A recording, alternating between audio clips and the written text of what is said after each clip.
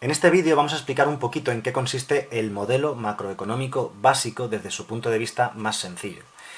Sería el típico que estudiamos en un curso básico de macroeconomía o de introducción a la macroeconomía o como se llame en cada universidad. Y lo que vamos a aprender en este primer vídeo del modelo macroeconómico básico es en qué consiste la curva de demanda agregada, cómo funciona, cómo se mueve, etcétera, etcétera.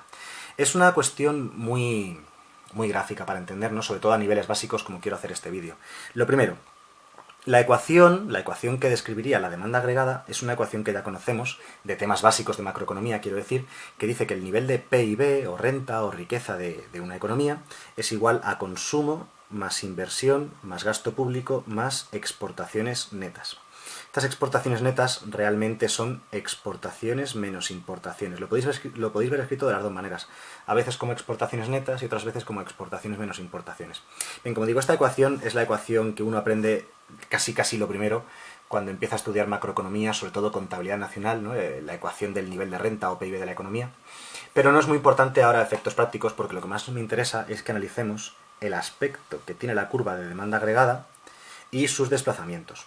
Siempre que dibujemos curvas de oferta agregada y demanda agregada, lo vamos a hacer en unos ejes que son precio en el eje vertical, o sea, el nivel de precios de la economía, determinado por el IPC o el deflactor, o el nivel de precios que sea, el índice de precios que sea. Y en el eje horizontal tendremos el nivel de renta de la economía. A mí me gusta siempre decir la palabra renta para representar este PIB de la economía, PIB, renta, riqueza, como lo queramos llamar. Así que voy a decir siempre renta. Bien, y la curva de demanda agregada es una curva decreciente. Esa es la curva de demanda agregada. La curva de demanda agregada, a veces, en lugar de dibujarla como una curva, se dibuja como una línea recta. Es lo mismo, ¿de acuerdo? Pero o curvatura de esta manera o línea recta, no importa. Y es decreciente por una sencilla razón.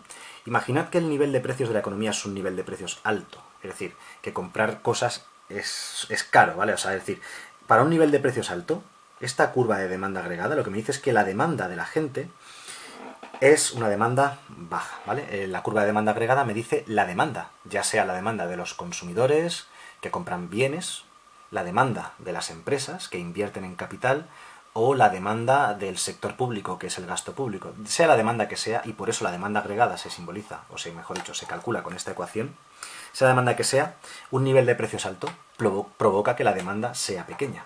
Y sin embargo, si el nivel de precios bajase, todo esto es hablando hipotéticamente para explicar por qué la curva de demanda agregada va hacia abajo, si el nivel de precios bajase, se produciría una cosa que en economía se llama efecto renta, que la gente se sentiría más rica, aunque tenga la misma riqueza.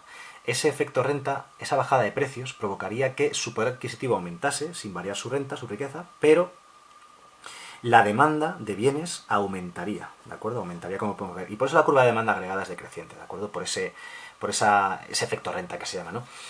También se podría llamar efecto... El efecto... Estoy un poco espeso. Perdón, voy a repetir, ¿vale? Una cosa que me he saltado antes de las exportaciones netas es que también la demanda depende de las exportaciones netas. Cuando nosotros exportamos bienes a otros países es porque otros países nos están demandando bienes, ¿de acuerdo?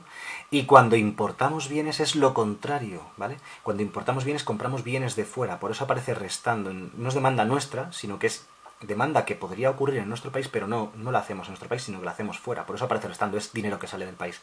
Por eso aparece así. Vale, y lo que estaba diciendo es que la curva de demanda agregada es decreciente debido a una cosa que se llama efecto renta, baja de precios, eleva la demanda de bienes, básicamente porque nos sentimos más ricos, ha aumentado nuestro poder adquisitivo, ¿de acuerdo? Lo cual también nos hace más competitivos, y es a lo que iba.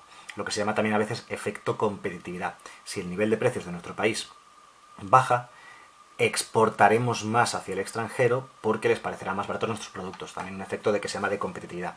Bien, ¿qué cosas hacen que, esto es lo más importante al final, qué cosas hacen que la curva de demanda agregada se desplace hacia la derecha o hacia la izquierda? Vamos a poner hacia la derecha, ¿de acuerdo? Los desplazamientos de la curva de demanda agregada hacia la derecha se deben a un montón de cosas posibles, ¿de acuerdo? Por ejemplo, un incremento del consumo desplazaría la demanda agregada hacia la derecha, un incremento del gasto público. ¿Por qué? Porque simplemente más consumo y más gasto público significa más demanda. Una reducción de los impuestos también provocaría que la demanda agregada se desplazase hacia la derecha. Por ejemplo, un incremento de los precios extranjeros, cuando en macroeconomía se habla de una variable extranjera se le suele poner un asterisco encima. Un aumento de los precios extranjeros haría que los extranjeros viniesen a comprar productos nuestros, aumentaría la demanda agregada dentro de nuestro país. Por ejemplo, también un incremento del valor de la moneda extranjera, vamos a ponerlo de esa manera, ¿vale? un incremento del valor de las divisas de los otros países. Vamos a simplificarlo de esta manera. Un aumento del valor de las divisas provocaría que los extranjeros tuviesen unas monedas más fuertes y también viniesen más a comprar a nuestro país. Los incrementos de la oferta monetaria hacen que fluya el dinero en la economía, que haya más dinero circulando y por tanto aumenta la demanda por parte de los consumidores o del Estado o de quien sea. Y bueno, realmente hay muchas otras cosas que podrían provocar incrementos de la demanda agregada, ¿vale? Pero, resumiendo, si nos centramos en estos casos básicos, incrementos del consumo, del gasto público, reducción de impuestos, incremento de los precios extranjeros, incremento del valor de las divisas, incremento de la oferta monetaria, voy a poner uno más, que este sí que es importante, incremento de la riqueza o del PIB extranjero, ¿vale? También, lógicamente, provocaría un aumento del nivel de renta. Cualquiera de estos desplazaría la demanda agregada hacia la derecha. ¿Cuándo la demanda agregada se desplazará hacia la izquierda? Pues lógicamente en los casos contrarios, ¿de acuerdo? Simplemente es eso. Bueno, pues ya tenemos un poco lo que es la demanda agregada, sus desplazamientos y la ecuación que la representa. Luego hace falta complementar esto con la oferta agregada, que hay una versión de corto plazo y otra de largo plazo que están explicadas en otros vídeos que podéis ver en el